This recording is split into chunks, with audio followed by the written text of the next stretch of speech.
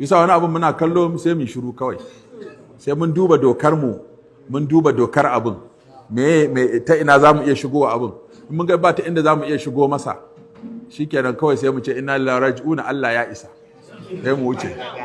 Haka ake yaki a karama kalla. In kuma zaka iya fiye da haka shigo kai ma, zaka iya fiye da haka shigo, a gani shine ana abin kawai mutum ai abin da za a iya kawai. Wanda ya fi karfin doka bai fi ta karfin ta Allah ba, wanda yake ganin ya fi karfin yan hizba zai haɗu da Allah, wanda kuma yan hizba nan ku dan talaka da muke dan harhana ku rage muku nauyi muke a lahira. Manyan da suka fi karfin mu kuma ba su gani tara laifi suke yi, ai a hana ka laifi ma taimakon ka akai. Wanda yake ga ya fi karfin hizba shi yana takama ba wanda ya sai taba shi, ai tara laifi yake wanda zai je haɗu da Allah kuma bai san abin da zai faru ba. Amma kai talaka an koro ka gida sai ka je kai ta tasbihi, kai dama za mu iya dankakka, za mu iya kama ka, sai bi ka da gudu mu kamo ka mu sa a mota. Wace malam yanzu duk masu laifin nan sai ni kadai za a kama mu ce to kai za mu iya kamawa. Kai ma an kai karfin da ba za ka kawo ba sallama ka zabi. A yanzu baka fi karfin mu ba, kuma mun rage maka sabo, mun rage maka alhaki, mun taimake ka. Wanda kaga ya fi karfin mun na ai bai fi karfin Allah ba. Shi yasa Annabi sallallahu alaihi wasallam ya ce wani saban in kana yi Allah sai ya fita sha'aninka. Wa umli lahu inna kaydi mati.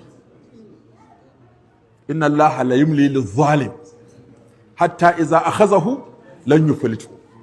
Wani in yana ta laifi yaga yana samun kuɗi, yana laifi, yana lafiya, yana laifi, ya fi ƙarfin doka, yana laifi ba wanda ya sai taɓa shi, sai ya ɗauka ya sha, sai ya je gaban mai abin inda ba lauya, ba kotun ɗaukaka ƙara, ba ƙarya, sai ya gane na ma an hana shi wasu abubuwan anan an rage masa hanya. Ya yi laifin da yawa, ya tara shi da yawa ko bai tuba ba aka kama shi, sai je ya gamu da bala'in da shi kansa zai san ya tafka kuskure da ya ce ya fi ƙarfin doka. Tun a zamanin annabi ya gaya mana cewa a zamanin banu Isra'ila sun gamu da wannan musifa. Manya da 'ya'yan manya sun fi ƙarfin doka da masu ɗaurewa manyan gindi. Wanda ka kama shi kafin dare an maka waya ta fi 50. In ka kai shi kotu alƙalin an masa waya ta fi 50. Sai a sa na gaba da shi ya kira shi, kai wannan shari'a muna da ra'ayi a ciki. Ba to in ka kama kashewa za kai? Ai wani za ka miƙa, in ka miƙa kai ka gama aikinka, in ka miƙa aka sake shi fa. Shi ne, in ka kama mutum ai ba ka da iko ka daki mutum ko ka mare shi, sai dai ka kama shi. In ka kama shi ka miƙa wa na gaban ya miƙa na gaba ya miƙa na gaba, to in aka tare gaban kai ka miƙa ka fita, to kuma ya ce tafi. Sai da yana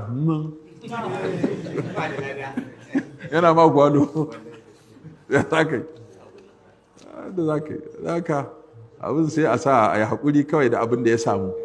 Kuma hakan ma alhamdulillah yanzu wasu sai guduwa suke ta yi suna cewa mun isa mu zo guri kaza can babu ire-iren mu ma. Munan ɗin da muke rena ɗan abin da muka samu wani ya gudu ya ce mun isa mu taho guri kaza, nan babu irinmu, can za a sheƙi aya ai abin da aka ga dama, ba ma za a ga motar hizban ta wuce ba. In ce to ba komai ai, ko an dai rage iri, mugun iri ne. To Allah ya sa mu dace, Allah ya ba mu sa'a.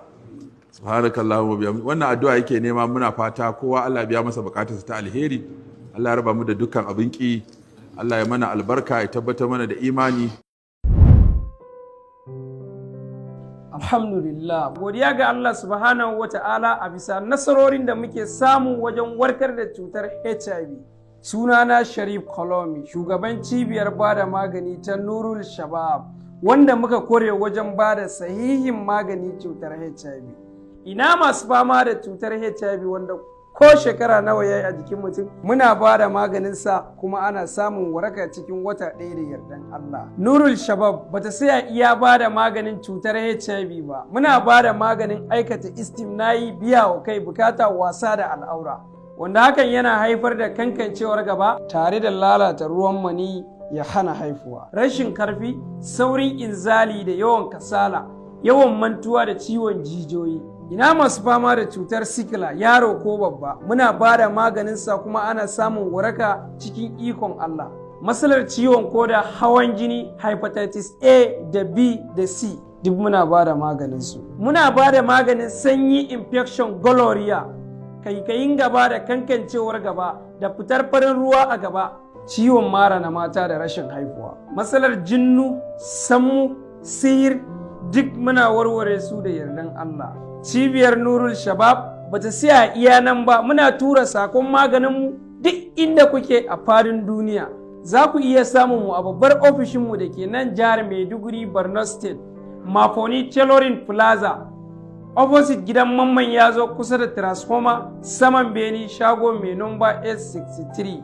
Sannan muna da reshi a jihar Kano, titin Zuro cikin Royal Plaza kusa da gidan MTN, hawa na farko, shago mai nomba B26. Za ku iya tuntubar mu ta waɗannan nombobinmu ko kuma za ku iya yi mana magana ta layin WhatsApp kai tsaye.